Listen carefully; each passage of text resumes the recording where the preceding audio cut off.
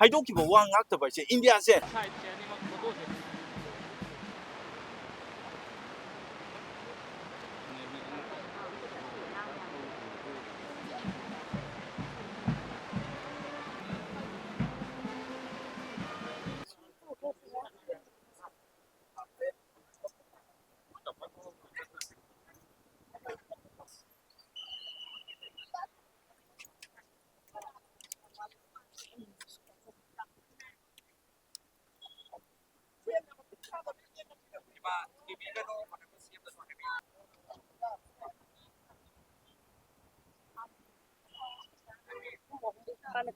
amamang katane kalesi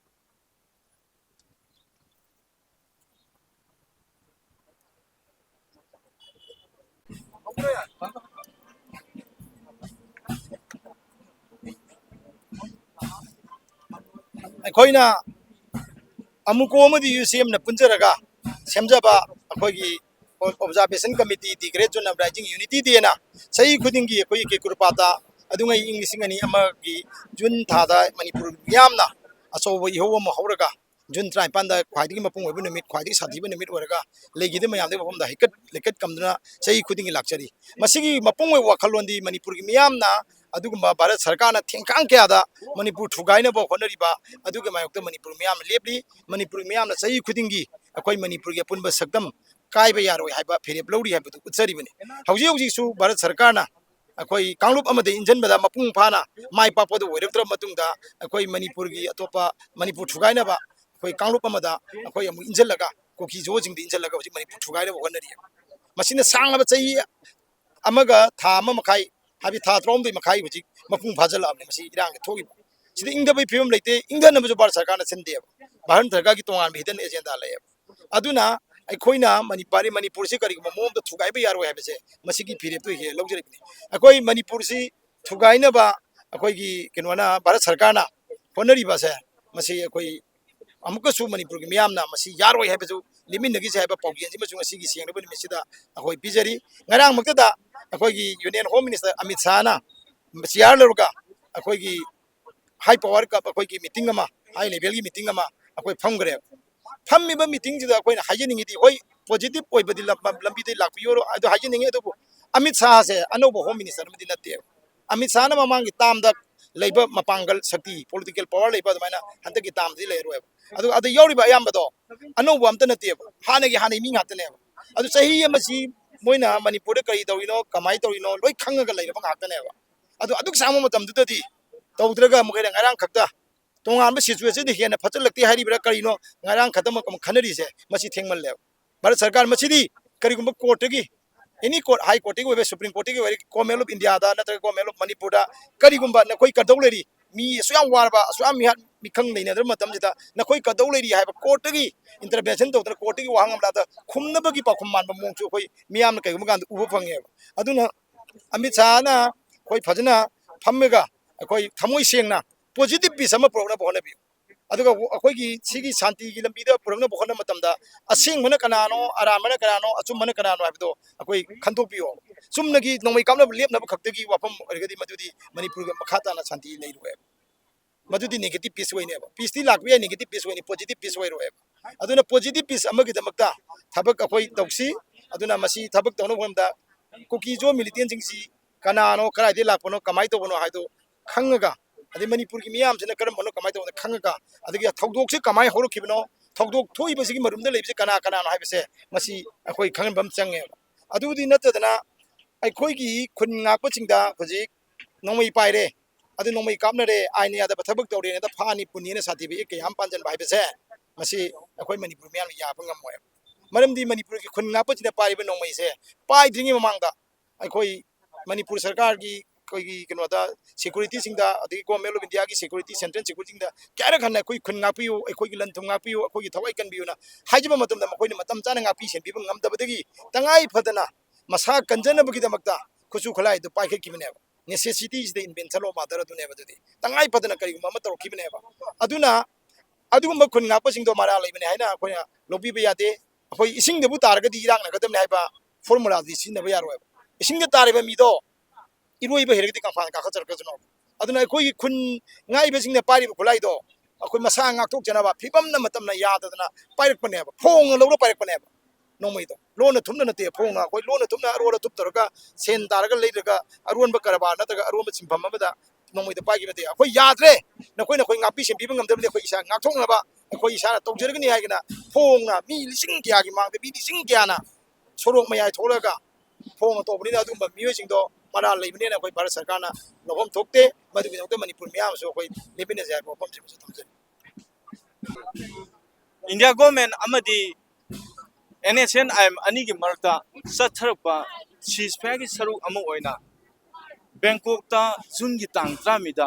ceasefire sathegi hairiba ceasefire asida isda without territorial limit haiba wafum ase yaurokpadegi Manipur miyamna akan bi ho thoke without territorial limit haibadi nongmai kapagi lamkhai ase mapan naidana chanaragani haiba wafum ase yaurokpadegi Manipur akan bi ho hoki iho aduda mioi kaya aso open nangki mioi kaya thawai pontha oiki hairiba matam aduda miyamna laisang ne haina launariba Manipur assembly maina tumna saki chief minister ki quarter thugai ki aduga mantri ki MLA sing quarter kaya thugai ki hairiba adugulba wathok ado madu tasengna aikoi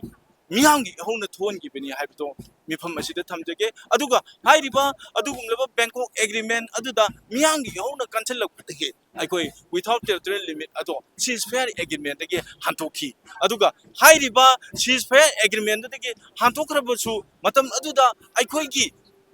Hawaii pontha pi ke singna lauramba Manipur ki apun bersaktam gaibe yaroi Manipur ki apun bersaktam gairagadi aikoi thawai phawo thabu ki di aina miyam da laukibdo ngasi so aikoi lepi haiba wafum aduni aduga matam da laukiba Manipur ki apun bersaktam da singna raba thugaira labadi India dagi Manipur tokai tagani haina matam da laukiba wafum ado ngasi so aikoi lengdana leiri haibdo miyam da thamjage aduga aikoi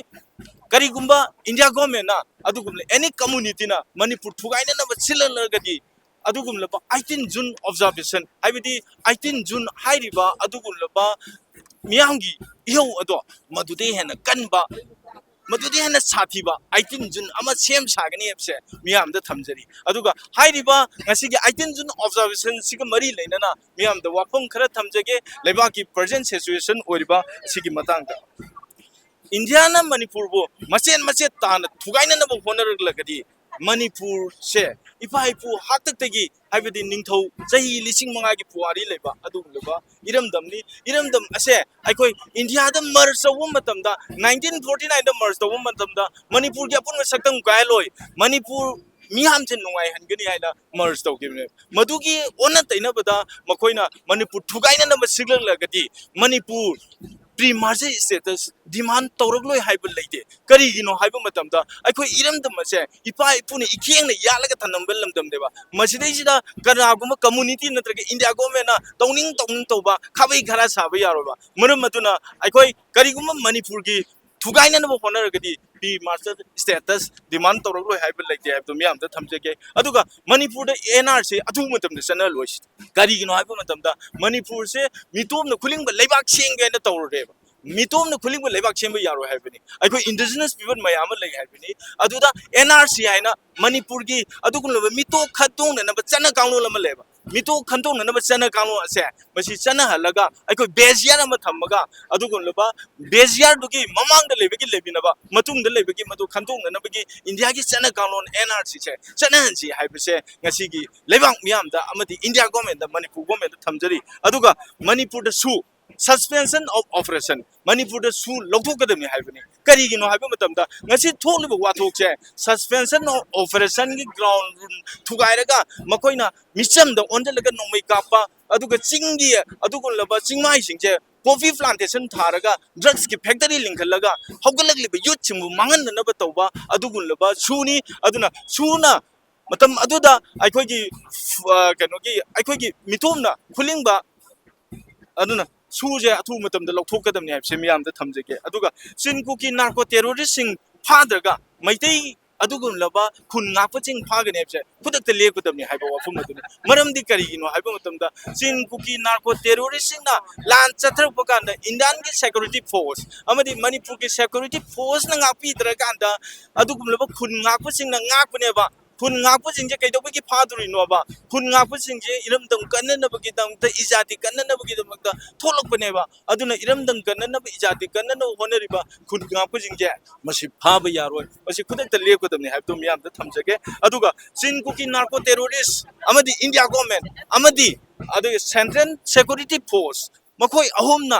Meitei ꯈꯨꯟꯅꯥꯏꯗ ꯑꯇꯝꯅꯅ ꯆꯠꯊꯔꯛꯄ ꯂꯥꯟꯅꯦꯕ ꯑꯗꯨ ꯑꯣꯏꯕ ꯇꯥꯔꯒꯗꯤ ꯃꯩꯇꯩ ꯈꯨꯟꯅꯥꯏꯗ ꯑꯇꯝꯅꯅ ꯆꯠꯊꯔꯛꯄ ꯂꯥꯟꯁꯤ ꯑꯣꯏꯕ ꯇꯥꯔꯒꯗꯤ ꯑꯩꯈꯣꯏ ꯃꯅꯤꯄꯨꯔꯗ ꯂꯩꯕ ꯏꯟꯗꯤꯖꯤꯅꯁ ꯄꯤꯄꯜ ꯈꯨꯗꯤꯡꯃꯛ ꯑꯃꯠꯇ ꯑꯣꯏꯅ ꯄꯨꯜꯂꯒ ꯆꯤꯟ ꯀꯨꯀꯤ ꯅꯥꯔꯀꯣ ꯇꯦꯔꯣꯔꯤꯁꯁꯤꯡꯁꯦ ꯃꯔꯨ ꯐꯪꯅ ꯃꯨꯊꯠꯀꯗꯕꯅꯦꯕ ꯀꯔꯤꯒꯤꯅꯣ ꯍꯥꯏꯕ ꯃꯇꯝꯗ ꯃꯈꯣꯏꯅ ꯆꯤꯟ ꯀꯨꯀꯤ ꯅꯥꯔꯀꯣ ꯇꯦꯔꯣꯔꯤꯁ ꯑꯃꯗꯤ ꯏꯟꯗꯤꯌꯥꯟ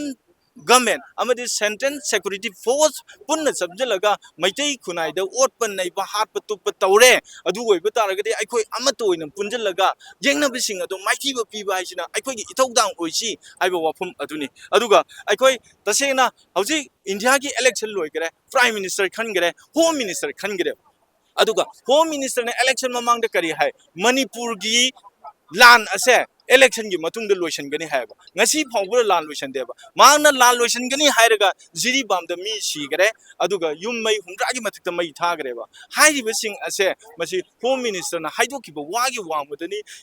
ꯏꯟꯗꯤꯌꯥꯒꯤ ꯍꯣꯝ ꯃꯤꯅꯤꯁꯇꯔꯅ ꯑꯣꯏꯗ ꯄꯥꯗꯕ ꯉꯥꯡꯕꯁꯤ ꯇꯣꯛꯄꯤꯔꯣ ꯏꯟꯗꯤꯌꯥꯒꯤ ꯍꯣꯝ ꯃꯤꯅꯤꯁꯇꯔ ꯑꯃ ꯑꯣꯏꯔꯒꯗꯤ ꯍꯥꯏꯈꯤꯕ ꯋꯥ ꯉꯥꯛꯅ ꯆꯠꯄꯤꯌꯨ ꯍꯥꯏꯅ ꯑꯩꯈꯣꯏ ꯑꯄꯤꯜ ꯇꯧꯖꯔꯤ ꯑꯗꯨꯒ ꯃꯅꯤꯄꯨꯔꯒꯤ ꯑꯄꯨꯟꯕꯒꯤ ꯁꯛꯇꯝꯗ ꯁꯤꯡꯅꯔꯛꯄ ꯃꯅꯤꯄꯨꯔꯒꯤ ꯉꯝꯈꯩꯗ ꯁꯤꯡꯅꯔꯛꯄ ꯈꯨꯗꯤꯡꯃꯛꯀꯤ ꯃꯥꯌꯣꯛꯇ ꯃꯇꯝ ꯆꯨꯞꯄꯗ ꯂꯩꯒꯅꯤ ꯑꯗꯨꯒ ꯃꯅꯤꯄꯨꯔꯒꯤ ꯑꯄꯨꯟꯕꯒꯤ ꯁꯛꯇꯝꯁꯦ ꯊꯨꯒꯥꯏꯒꯦ ꯈꯜꯂꯛꯄ ꯃꯇꯝꯗ ꯃꯅꯤꯄꯨꯔꯁꯦ ꯑꯩꯈꯣꯏ 18 ꯖꯨꯟ ꯍꯥꯟꯅꯗꯒꯤ ꯁꯥꯊꯤꯕ 18 ꯖꯨꯟ ꯑꯃ ꯁꯦꯝ ꯁꯥꯔꯒ ꯂꯩꯔꯦ ꯍꯥꯏꯕꯁꯦ ꯂꯩꯕꯥꯛ ꯃꯤꯌꯥꯝꯗ ꯊꯝꯖꯔꯤ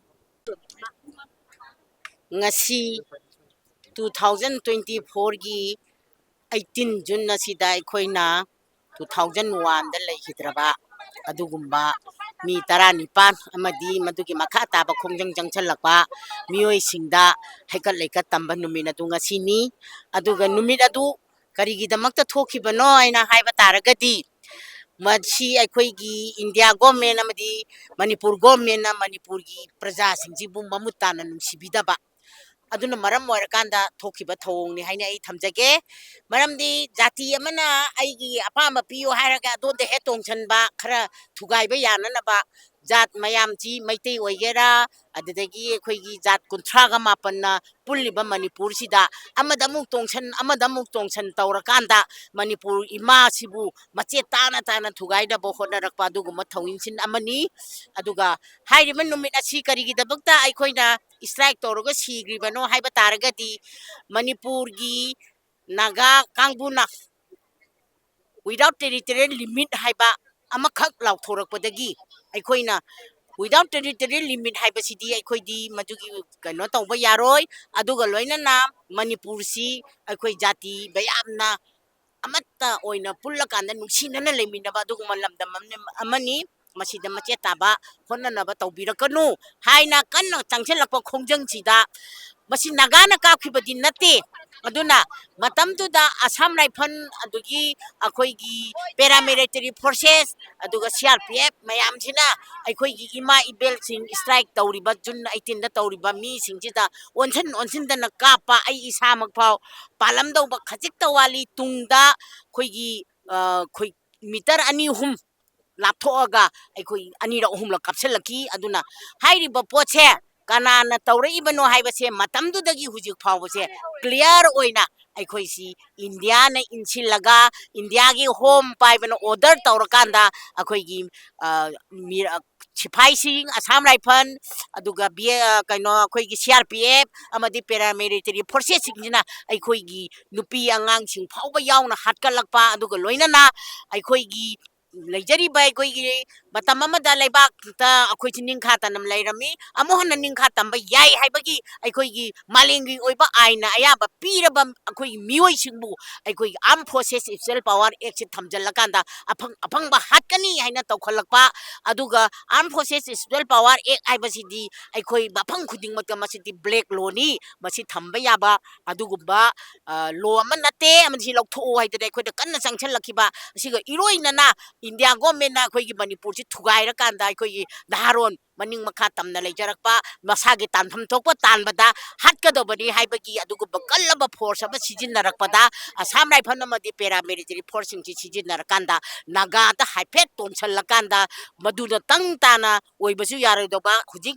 India ga naga ga peace talk tawribasi hojik phawba loisadri adunadi aikhoigi praja singje chingda leibo oigera tamda loibo oigera aikhoigi praja singje machet thugaira kanda wari sagadoribni wari sagadoromena aikhoi machet loisadabida thamakanda aikhoibu tangdu laitaba punchi tangdu laitadaba punchirol amada hinganaba wanarakpa aduguma tanja amani matamduda aikhoina huji aikhoina tawribase matamduda aikhoisi without territorial limit Manipurgi imasing, Manipurgi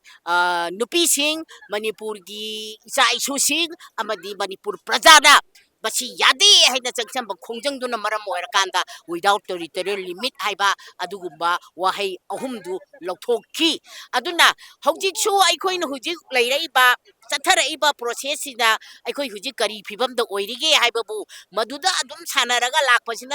lakpasina yai haidana lakpasina Manipur sarkar jamoina namchalaga thambira Manipur sarkar gi mi jingjina ju makhoi gi bating phudok ngamdarana aikoi ji ningkha tamna hingakpani aikoi ningkha tamma maitai amagi machani maitai ni natraga Manipur gi jat khudik makse ningkha tamna hingakpani aibase masi khandabida India na bo hairadi aikoi sijarage de leirakpade maram oirakanda ngasi aikoi ja awaba phibam amada leire aduna hujikti kari oire hawa targadi aikoi gi Wakhoiga Indiaga yanaraga su tauba cookie sing aduda magi rule and regulation mayam ama leiribadu lana chalaba phawde Indiana khut thadaba haibase Indiana su tawriba cookie da maitai da landa oina insinbaga chap manaba adugumba khudam amani makhoino ulibase aduga loinana chu chin cookie sanga kanda Manipur da neiribase India government na chin cookie sanga pache khangna intelligent aduki matik wang da leiriba moina karigi khangoi dobono akhoi gum icham chamba mama amanadi khangaga makhoina karigi khangoi dobo aduna hairiba intelligent adu wangba moina chin cookie thongjal changhalakpa amasu reserve forest singda popi thajanba aduga reserve forest kathatpa akhoigi climate change tawhanba weather change tawhanba aduga environment sije change tawraktana Manipur si awonba di afaba awangba pukhapada taba fataba anibada puthanaba honarakpa India ke policy Manipur ki mama singna yade Manipur ki praja na yade aduna maram oirakanda BJP sarkar se khoi pamdre na khoi akhoi gi dabakta karimta tawbidre aduna maram oirakanda handak akhoi BJP bu thengnaba ngamba party arinba ma khallakanda amadi Manipur gi damakta foreign yauna si thaba ngamba mi khallasi haidana prajana gun system thadu akanda ganism amadi gundaism tawba mayamdo loina yadi haibu ulakanda handak makhoi na apamada pirakanda Manipur kannaba hodaba haibase Manipur bu thugaina ba haidana ima event sing matam amada ekhoina wari sanajage ekhoigi lanchigi haiba matamda sangdi aina yagidraga vote mayada bi lao aina kauraga moina organization mayam ama sema kanda Manipur mathak makha onana bo hodarakpa do handaki vote sida Manipur praja da makhoi bu maithi ba pi haibase masi bayek singna khangadabani discussion and the decision of the Amit Shah, but I really reject Amit Shah's opinion and his voice because he came in Manipur on 29 29 May. 29 May, and I am very sick in that time. But I want to say something about Manipur because Manipur is in danger and the Manipur is in difficult way. And he also commended that he will come after 10 days, and he committed to the mother of Manipur, and he does not come in Manipur because he cheated to the Manipur mothers and the Manipur peoples. Why? The Honorable Home Minister cheated to the people of Manipur. And so we do not want his any voice from her, from him. And he came at the time of the vote, you know, election on MP election, and he shouted for election against anybody or anything. This is not a true way, and I think that Amit Shah and the Indian politicians, advisors, or administratives does not love our Manipuri people, and all the people of Manipur are suffering in danger, and they are smiling for our danger. Ang kaya nungayroba. Hujik Maitaiga Kukigagi Marakta Home Minister Amit Shahana wari saraga settle tawgani na haidi base masi makoigi ngalaitana salnaba lalong amani aina ithamjage maramdi makoina chin kainoda koigi kuki gi lamda kuki gi badipurdi oiba kuki na khundaba lamda makhal makhal gi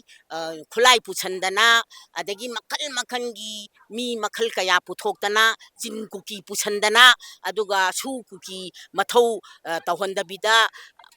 tawning bada tawba hui gawdona kocha chalhan matamdana karigumba restriction amta pidraga manipur gi tampak ta leiriba isa isu singchina aikoigi army na aikoigi punchi kambidraba army na aikoigi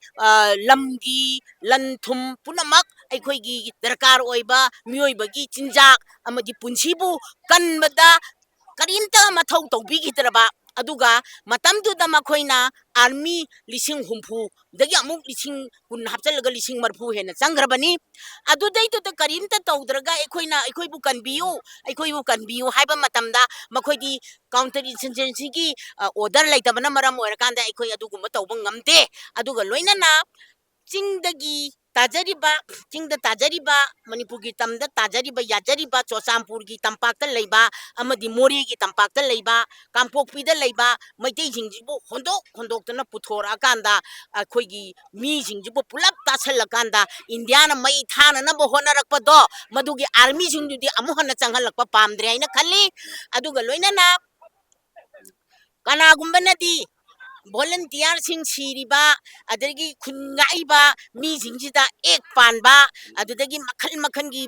kaino sijinna na khulai munna bohona ba kombing channa bohona rakpa maset tawhaida ba thabak amani manipur gi state amada machet amadana makoina wangna thagalaga landa basu yaba pot huran basu yaba pot lak basu yaba everything loina khudong chaba piraga atuga atopa jati kharadana karimta lengbo hotpa yadana laina nabagi damakta makhal ki police thajal army thajalakpa masidi sung thajalakpa yaroi haibasini aina thamjariba aduna aikoi gi isa jingna ngasi mai masana army na kangadaba aduga sipai na kangadaba aduga state force na kangadaba matamduda thawai khubakta hapaga kanbidrabani thawai khubakta hapaga chatpa matamduda makoina karigubim hau yengdraga huji army masing henjana thajalakanda manipur gi cheng tangiba manipur gi insang napi tangiba manipur da phata haudi mayam ama paisanna ba hanba dugumba army singjudi akoina welcome tawba ngamoy amadi athuba mantamda koigi Amit Shah amadi Prime Minister Modi na yamna chumna khalakanda army thajan bagi mahutta mara leiba mi singdo sap chana warakpa ama pami aduga aikoigi isa isum singda ek pansalaga phana na bohona ba aduga leiba ngakna na bagi di thawai khubakta hapaga chongthoi ba isa singbu phagani pungani hatkani aduga manipur gi insurgency mangangani ka haibadudi insurgency haijini artha mokoi khangdabra manipur ning kha tamna leiram mafamda malemgi ayaba aina maning makha tamba amu hanjanba yai maduda masa protect tawna ba khulai chijina ba yai haiba malemgi ain masak khangdaba adugumba india gi adugumba achou asang sing haibadi administration da leiriba Amit Shah dagi na singba Modi dagi na singba punamakse masigi lalongse manipur praja punamangna khangmina si amasu army thajalakpa yaroi isa isu da case parba yaroi isa isu gi punchida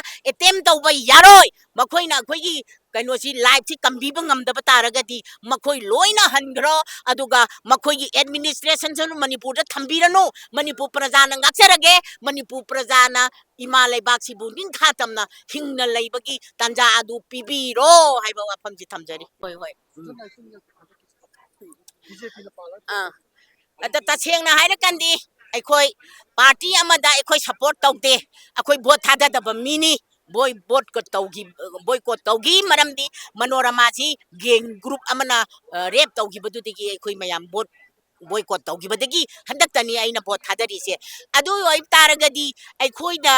ꯚꯣꯠꯇ ꯑꯩꯈꯣꯏꯅ ꯊꯥꯗꯅ ꯂꯥꯛꯑꯦ ꯀꯣꯡꯒ꯭ꯔꯦꯁꯅ ꯄꯥꯝꯕꯗꯒꯤ ꯑꯑꯣꯟꯕ ꯑꯃ ꯄꯣꯔꯛꯁꯤ ꯍꯥꯏꯗꯅ ꯑꯩꯈꯣꯏ BJP ꯑꯃꯨꯛ ꯄꯥꯜꯍꯜꯂꯦ ꯕꯤ.ꯖꯦ.ꯄꯤꯅ ꯍꯦꯛ ꯄꯥꯟꯕꯒ June 18 ꯊꯣꯛꯑꯦ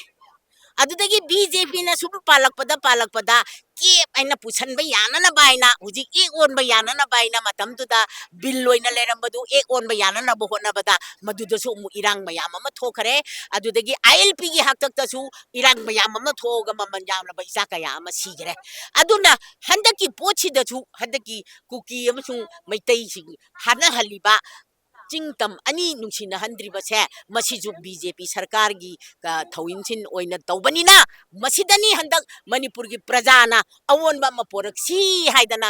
MP ꯒꯤ ꯚꯣꯠꯇ ꯕꯤ.ꯖꯦ.ꯄꯤ ꯇꯨꯔꯛꯏꯕꯁꯦ ꯃꯁꯤ प्रजाꯒꯤ ꯏꯍꯨꯟꯅꯅꯤ ꯑꯗꯨꯒ ꯂꯣꯏꯅꯅ ꯑꯩꯈꯣꯏꯒꯤ ꯃꯤ ꯑꯃꯠꯇꯅ ꯄꯩꯁꯥ ꯄꯤꯔꯒ ꯃꯤ ꯑꯃꯠꯇꯅ ꯋꯥꯅꯣꯝꯃꯒ ꯑꯩꯈꯣꯏꯅ ꯚꯣꯠꯁꯤ ꯄꯤꯈꯤꯕ ꯅꯠꯇꯦ ꯑꯗꯨꯒ ꯂꯣꯏꯅꯅ ꯑꯩꯅ ꯉꯁꯥꯏꯁꯨ ꯄꯟꯖꯈꯤꯕ ꯃꯅꯤꯄꯨꯔꯗ ꯒꯟ ꯏꯖꯝ ꯆꯠꯅꯕ ꯌꯥꯈꯤꯗꯦ ꯒꯨꯟꯗꯥ ꯏꯖꯝ ꯆꯠꯅꯕ ꯌꯥꯈꯤꯗꯦ ꯑꯗꯨꯒ ꯄꯩꯁꯥꯗ ꯂꯩꯕ ꯌꯥꯈꯤꯗꯦ ꯍꯥꯏꯕꯁꯦ ꯃꯁꯤ ꯍꯟꯗꯛꯀꯤ MP ꯚꯣꯠꯇ ꯑꯩꯈꯣꯏ ꯃꯌꯦꯛ ꯁꯦꯡꯅ ꯈꯪꯉꯤ ꯑꯗꯨꯅ ꯑꯩꯈꯣꯏ ꯏꯟꯗꯤꯌꯥꯅ ꯑꯩꯈꯣꯏꯗ ꯕꯤ.ꯖꯦ.ꯄꯤꯅ ꯄꯥꯜꯂꯛꯄꯗ ꯈꯨꯗꯣꯡꯊꯤꯕ ꯇꯥꯔꯤꯕꯁꯤꯡꯁꯦ ꯃꯁꯤ ꯑꯊꯨꯕ ꯃꯇꯝꯗ ꯂꯦꯞꯄꯤꯌꯨ ꯅꯠꯇ꯭ꯔꯒꯗꯤ ꯑꯩꯈꯣꯏꯁꯨ ꯁꯦꯜꯐ ꯗꯤꯇꯔꯃꯤꯅꯦꯁꯟꯒꯤ ꯋꯥꯈꯜꯂꯣꯟꯁꯦ ꯃꯤꯄꯨꯝ ꯈꯨꯗꯤꯡꯃꯛꯅ ꯆꯠꯊꯩ ꯕꯤ.ꯖꯦ.ꯄꯤꯅ ꯄꯥꯟꯕ ꯃꯇꯝꯗ ꯃꯤꯍꯥꯠ ꯃꯤꯄꯨꯟ ꯆꯠꯊꯩ ꯑꯗꯨꯕꯨ ꯑꯩꯅ ꯉꯁꯥꯏꯗꯒꯤ ꯍꯥꯏꯖꯔꯤꯗꯨꯅꯤ ꯕꯤ.ꯖꯦ.ꯄꯤ ꯍꯥꯏꯕ ꯂꯩꯇꯦ ꯀꯪꯒ꯭ꯔꯦꯁ ꯍꯥꯏꯕ ꯂꯩꯇꯦ ꯑꯩꯈꯣꯏꯗꯤ ꯑꯐꯕ ꯁꯔꯀꯥꯔꯗꯨꯗ ꯑꯩꯈꯣꯏ ꯁꯄꯣꯔꯠ ꯇꯧꯏ ꯇꯧꯕ ꯈꯛꯇꯕꯨ ꯃꯈꯣꯏꯅ ꯍꯦꯛ ꯄꯥꯟꯕ ꯈꯨꯗꯤꯡꯗ ꯑꯁꯤ ꯑꯅꯥ ꯑꯋꯥ ꯑꯅꯥ ꯇꯥꯕꯁꯦ ꯃꯁꯤꯗꯤ ꯑꯩꯈꯣꯏꯗꯤ ꯕꯤ.ꯖꯦ.ꯄꯤꯁꯦ ꯃꯅꯤꯄꯨꯔꯒ ꯄꯛꯅꯗ꯭ꯔꯦ ꯑꯗꯨꯅ ꯃꯅꯤꯄꯨꯔꯗ ꯂꯩꯕ ꯌꯥꯕ ꯄꯥꯔꯇꯤ ꯑꯣꯏꯗ꯭ꯔꯕ꯭ꯔꯥ ꯍꯥꯏꯅ ꯏꯃꯥꯒꯤ ꯃꯣꯠꯇꯗꯤ ꯌꯥꯔꯦ ꯑꯣꯏꯔꯤꯕ ꯂꯝꯗꯝ ꯑꯁꯤꯒꯤ ꯐꯤꯕꯝꯁꯤ ꯑꯩꯈꯣꯏ ꯀꯅꯥꯅꯁꯨ ꯑꯣꯏꯍꯟꯅꯤꯡꯗꯦ ꯑꯗꯨꯒ ꯄꯥꯝꯁꯨ ꯄꯥꯝꯗꯦ ꯏꯃꯥ ꯂꯩꯕꯥꯛ ꯃꯅꯤꯄꯨꯔ ꯀꯥꯏꯕ ꯍꯥꯏꯕꯁꯤ ꯑꯩꯈꯣꯏꯅꯗꯤ ꯁꯨꯡꯄꯥꯝ ꯄꯥꯝꯗꯦ ꯑꯗꯨꯅ ꯉꯁꯤ ꯄꯥꯡꯊꯣꯛꯂꯤꯕ ꯍꯩꯀꯠ ꯂꯩꯀꯠ ꯇꯝꯕꯒꯤ ꯊꯧꯔꯝ 18 ꯖꯨꯟꯅ ꯂꯥꯛꯄꯁꯤꯗ ꯑꯣꯏꯈ꯭ꯔꯤꯕ ꯐꯤꯕꯝ ꯑꯁꯤ ꯏꯃꯥ ꯂꯩꯕꯥꯛꯇ ꯁꯤꯡꯅꯔꯛꯄꯗ ꯑꯣꯏꯈꯤꯕ ꯐꯤꯕꯝꯅꯤ ꯃꯗꯨꯗ ꯊꯋꯥꯏ ꯀꯠꯉꯝꯕ ꯃꯌꯥꯝ ꯑꯃ ꯏꯆꯤꯜ ꯏꯅꯥꯎ ꯃꯌꯥꯝ ꯑꯃ ꯊꯋꯥꯏ ꯀꯠꯈꯤ ꯃꯈꯣꯏꯕꯨ ꯅꯤꯡꯁꯤꯡꯖꯕ ꯃꯈꯣꯏꯅ ꯀꯠꯈꯤꯕ ꯊꯋꯥꯏꯁꯤꯡ ꯑꯗꯨꯕꯨ ꯏꯀꯥꯏ ꯈꯨꯝꯅꯕ ꯎꯠꯆꯕ ꯃꯈꯣꯏꯕꯨ ꯅꯤꯡꯁꯤꯡꯖꯕꯒꯤ ꯍꯩ ꯂꯩ ꯀꯠꯆꯕꯅꯤ ꯃꯁꯤꯗ ꯅꯠꯇꯅ ꯆꯍꯤ ꯈꯨꯗꯤꯡꯒꯤ ꯄꯥꯡꯊꯣꯛꯑꯒ ꯂꯥꯛꯄꯁꯤꯗ ꯑꯩꯈꯣꯏꯒꯤ ꯌꯦꯠꯁꯟꯅꯕ ꯍꯥꯏꯒꯗ꯭ꯔꯥ ꯑꯊꯤꯟ ꯑꯀꯥꯏ ꯄꯤꯕ ꯍꯥꯏꯒꯗ꯭ꯔꯥ ꯃꯁꯤ ꯊꯣꯛꯍꯟꯕꯁꯦ ꯌꯥꯝꯅ ꯅꯨꯡꯉꯥꯏꯇꯦ ꯑꯗꯨꯒ ꯑꯣꯏꯔꯤꯕ ꯍꯧꯖꯤꯛ ꯍꯧꯖꯤꯛꯀꯤ ꯐꯤꯕꯝ ꯑꯁꯤꯗꯁꯨ ꯏꯃꯥ ꯂꯩꯕꯥꯛꯇ ꯁꯤꯡꯅꯔꯛꯄ ꯄꯨꯝꯅꯃꯛ ꯑꯁꯤ ꯃꯥꯌꯣꯛꯅꯅꯕ ꯑꯊꯧꯕ ꯃꯌꯥꯝ ꯑꯃꯁꯨ ꯂꯩꯔꯤ ꯊꯋꯥꯏ ꯃꯌꯥꯝ ꯑꯃꯁꯨ ꯀꯠꯈ꯭ꯔꯦ ꯃꯈꯣꯏꯕꯨꯁꯨ ꯑꯩꯒꯤ ꯊꯃꯣꯏꯗꯒꯤ ꯑꯁꯦꯡꯕ ꯏꯀꯥꯏ ꯈꯨꯝꯅꯖꯕ ꯀꯠꯈꯤꯕ ꯊꯋꯥꯏꯁꯤꯡꯅ ꯃꯄꯨꯒꯤ ꯂꯩꯀꯣꯜꯗ ꯏꯪꯅ ꯂꯩꯕ ꯑꯗꯨꯒ ꯃꯈꯣꯏꯅ ꯄꯥꯝꯂꯝꯕ ꯆꯠꯈꯤꯕ ꯃꯈꯣꯏꯅ ꯄꯥꯝꯅ ꯆꯠꯈꯤꯕ ꯂꯝꯕꯤ ꯏꯃꯥ ꯂꯩꯕꯥꯛ ꯀꯥꯏꯕ ꯌꯥꯔꯣꯏ ꯍꯥꯏꯕ ꯋꯥꯈꯜꯂꯣꯟꯗꯨꯗꯤ ꯑꯩꯈꯣꯏ ꯄꯨꯝꯅꯃꯛꯅ ꯂꯩꯍꯧꯔꯤꯕ ꯄꯨꯝꯅꯃꯛꯅ ꯉꯥꯛꯇꯨꯅ ꯆꯠꯀꯅꯤ ꯍꯥꯏꯕ ꯋꯥꯈꯜꯂꯣꯟꯁꯤ ꯊꯝꯖꯔꯒ ꯁꯤꯒꯨꯝꯕ ꯌꯥꯝꯅ ꯁ꯭ꯄꯦꯁꯤꯌꯦꯜ ꯑꯣꯏ ꯍꯥꯏꯅ ꯈꯟꯖꯕ ꯂꯝꯗꯝꯁꯤꯒꯤꯀꯣ ꯑꯩꯈꯣꯏꯅ ꯀꯥꯎꯊꯣꯛꯄ ꯌꯥꯔꯣꯏꯗꯕ ꯑꯩꯈꯣꯏꯒꯤ ꯑꯃꯨꯛ ꯍꯪꯒꯠꯅ ꯌꯦꯡꯕꯗ ꯊꯣꯛꯈ꯭ꯔꯤꯕ ꯊꯧꯗꯣꯛ ꯋꯥꯊꯣꯛꯁꯤꯡ ꯑꯁꯤꯅ ꯑꯩꯈꯣꯏꯅ ꯅꯥꯊꯩꯕ ꯌꯥꯔꯣꯏꯗꯕ ꯊꯧꯗꯣꯛ ꯋꯥꯊꯣꯛꯁꯤꯡꯁꯤꯗꯗꯤ ꯑꯩꯈꯣꯏ ꯏꯐꯨꯔꯨꯞꯆꯥ ꯈꯨꯗꯤꯡꯃꯛꯅ ꯁꯔꯨꯛ ꯌꯥꯍꯟꯅꯤꯡꯉꯤ ꯁꯦꯡꯅ ꯊꯃꯣꯏꯗꯒꯤ ꯄꯨꯟꯅ ꯁꯔꯨꯛ ꯌꯥꯍꯟꯅꯤꯡꯉꯤ ꯑꯗꯨꯒ ꯋꯥꯍꯟꯊꯣꯛꯁꯤ ꯀꯔꯤꯅꯣ ꯍꯥꯏꯗꯣ ꯈꯪꯉꯒ ꯉꯁꯤꯒꯤ ꯍꯩꯀꯠ ꯂꯩꯀꯠ ꯇꯝꯕ ꯑꯁꯤ ꯌꯥꯎꯍꯟꯅꯤꯡꯉꯤ ꯇꯁꯦꯡꯕꯗꯤ ꯑꯣꯏꯔꯤꯕ ꯂꯝꯗꯝ ꯑꯁꯤꯒꯤ ꯐꯤꯕꯝꯁꯤꯅꯁꯨ ꯍꯦꯟꯅ ꯑꯩꯈꯣꯏꯅ ꯑꯦꯛꯁꯄꯦꯛ ꯇꯧꯕ ꯑꯩꯈꯣꯏꯅ ꯈꯟꯖꯕꯗꯨꯗꯤ ꯌꯥꯝ ꯍꯦꯟꯅ ꯐꯪꯁꯟ ꯆꯥꯎꯅ ꯄꯥꯡꯊꯣꯛꯄ ꯑꯣꯏꯗ꯭ꯔꯒꯁꯨ ꯂꯥꯛꯏꯕꯁꯤꯡꯁꯤ ꯊꯃꯣꯏꯗꯒꯤ ꯑꯄꯦꯟꯕꯗꯤ ꯐꯥꯎꯏ ꯀꯝꯃ꯭ꯌꯨꯅꯤꯇꯤ ꯑꯇꯣꯞ ꯑꯇꯣꯞꯄꯒꯤ ꯏꯆꯤꯜ ꯏꯅꯥꯎꯁꯤꯡ ꯂꯩ ꯀꯠꯄ ꯂꯥꯛꯄ ꯑꯉꯥꯡꯗꯩꯅ ꯑꯍꯟ ꯃꯌꯥꯝꯁꯤ ꯂꯥꯛꯄꯁꯤ ꯎꯖꯕꯗ ꯏꯃꯥ ꯂꯩꯕꯥꯛ ꯅꯨꯡꯁꯤꯕꯁꯤ ꯀꯌꯥꯃꯨꯛ ꯂꯩꯒꯦ ꯍꯥꯏꯕꯁꯤꯗꯨ ꯎꯕ ꯐꯪꯉꯤ ꯑꯗꯨꯅ ꯃꯔꯛꯁꯤꯗ ꯑꯩꯅ ꯍꯥꯏꯖꯅꯤꯡꯕꯗꯤ ꯑꯥꯔꯇꯤꯁ ꯑꯃ ꯑꯣꯏꯅ ꯎꯕꯤꯒꯅꯨ ꯐꯤꯂꯝꯗ ꯑꯗꯨ ꯇꯧꯕ ꯏꯁꯩ ꯇꯧ ꯑꯗꯨ ꯑꯣꯏꯅ ꯎꯕꯤꯒꯅꯨ ꯂꯝꯗꯝ ꯑꯁꯤꯗ ꯄꯣꯛꯆꯕ ꯂꯝꯗꯝ ꯑꯁꯤꯒꯤ ꯏꯃꯥ ꯂꯩꯕꯥꯛ ꯑꯁꯤꯕꯨ ꯀꯥꯏꯕ ꯄꯥꯝꯖꯗꯕ ꯏꯃꯥ ꯂꯩꯕꯥꯛ ꯑꯁꯤꯒꯤꯗꯃꯛꯇ ꯅꯨꯡꯁꯤꯖꯕ ꯏꯐꯨꯔꯨꯞꯆꯥꯅꯤ ꯈꯟꯕꯤꯔꯒ ꯑꯩꯈꯣꯏ ꯄꯨꯟꯅ ꯑꯃꯠꯇ ꯑꯣꯏꯕ ꯋꯥꯈꯜꯂꯣꯟ ꯑꯃꯠꯇ ꯑꯣꯏꯕ ꯑꯄꯨꯟꯕ ꯋꯥꯈꯜꯂꯣꯟ ꯄꯨꯊꯣꯛꯇꯅ ꯃꯥꯡꯂꯣꯝꯗ ꯆꯪꯁꯤꯜꯂꯁꯤ ꯑꯗꯨꯒ ꯏꯃꯥ ꯂꯩꯕꯥꯛ ꯀꯥꯏꯕ ꯌꯥꯔꯣꯏ ꯍꯥꯏꯕ ꯋꯥꯈꯜꯂꯣꯟꯁꯦ ꯀꯥꯎꯐꯗꯅ काउदना हेना माई पापा लमीरोम चसनमिनसी हाइबो vice थमजरगा अथौबसिंगी मफमदा इकाय खुनबु Chucky Aminuddin Moijingmayom, Elias Amin, aduga Vice President, Manipur Maitai Pangal Welfare Organization, MMW Headquarter. Ngasi aikoina masida aikoigi haukiba iraibaki adumlaba yamna tujunglaba adumlaba thodoktuda thawaina pontha pibikraba isilnausingda aikoina ngamjaba hailei mana amtoyose aikoina kacherebagi masigi maruoiba wahan thokti tasengna aikoisi katpa aikoigi pithokpunate ko singdokpuni tasengna makoigi singmangam loroidaba lamanama aikoida tonsil horabani makoina I katlamana maram oga aikoina ngasi shanti oina leiribani makoigi I se aikoina amuk pawo singmangam loroidaba adugumlaba chawrba lamanama tonsinjabani tasengna mapok khudingda akoisu makoigumna makoigi matung inba ngamba habase masi aikoigi thamoi thamgudabani loina aikoi masen amato oiba amuna haiba amuna tanaraga leiriba kanglu phurup khudingmak aikoi chapmana wakhalonda khanminaraga ngasigi asigumlaba amato oiba manipur aduga tungdu leitaba yam shanti oiba manipur ama ohenminasi haiba wafamsi manipur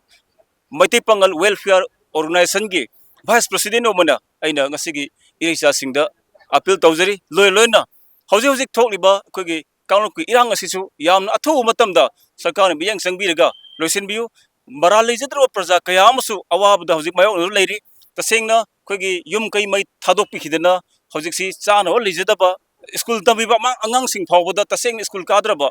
yamna aru phibam leirigi tanjasida ngarang makta so amuka essential commodities pusalakum matamda lengang pokpida mihoi tara kun khatna thatlaga chalanda bhaibase masi tasengna government ki yamna asonu matawduni tasengna masi manipur khundadon leminariba kanglu phurup khudimangna haiba thabok ase masi condemn to phomthoi tasengna asigumlaba thodok kaya si masi thingnaba honaw matamda akhoi kai ningsing batai 18 June akhoi ningsing batai June tarai pan ningsing bataragadi asigumlaba thodok wathok sing ase akhoi yam laina thingmangam ganeba makhoi ne ngasi katkir I asumna akhoi I katpa ngambagi thongna do leiba taragadi ngasi akhoi da di amatu oibagi changsiliba khongjang sida kana na thingmangam gadage tasengna akhoi haiba June tarai pan asibo ningsing laga khoigi manipur gi amato oiba aduga manipur gi territorial integrity kaiduna bahona badai khoi punna saruk yaminasi haiba famsi thamjarga loisinjari hauji hang leijare mafam asi kekru park ki adugumlaba khoigi athauba tara nipan gi adugumlaba ningsing khuba mafam adudari hoji ngasi mafam asida khoigi hanagumna khoigi 2001 da thokhiba yum tamthiraba yamna khudu kainingai oiraba kongom laroidaba thaudo adugumlaba thaudo aduda khoigi thawaina pontha pigraba thaubaising adugi ningsing numit adu ngasi su hanagumna palan tawri adumaku hanagumna khoi yamma hena ka hena chaungna thorum pangthokta chadragasu leipak miyam sinthungna thorum asibu saruk yagani haina lakpi changdi adumak hanthate aduga ngasi tongan ba furup tongan mafam singdagi mioi kaya ama laktuna haikalekat taw tambagi thorum asi mapung phana pangdoki aduga iroinana khoigi sigi observation committee gi khoi oibiri ba khoi UCM amadi ko khoigi amuko anigi president gi mafamdagi khoina phangjarakpada sagi thokriba tamthiraba June 31 gi thogdoksi Manipur gi ngamkhai kaibi yaro haibigi damakta thokhiba thogdokni aduga hujik lairiba Manipur gi condition situation asidasu akoina adugumlaba Manipur gi ngamkhai asi kaibi gi fibamda lakpa taragadi adudagi hena sathiba June 31 amagi damakta thorang tawdana sem saraga lairi haiba pham singadusu koi president ikai khumja president anigi mafamdagi koina thambirako lai aduga tongan ba lupsing koi tongan ba lai koi ikai khumna basibu utpa lakliba koi miyam dagi su tongan ba sagi pen daba kholaw adigi hujik leriba situation je makha ta na chatharaga di akhoi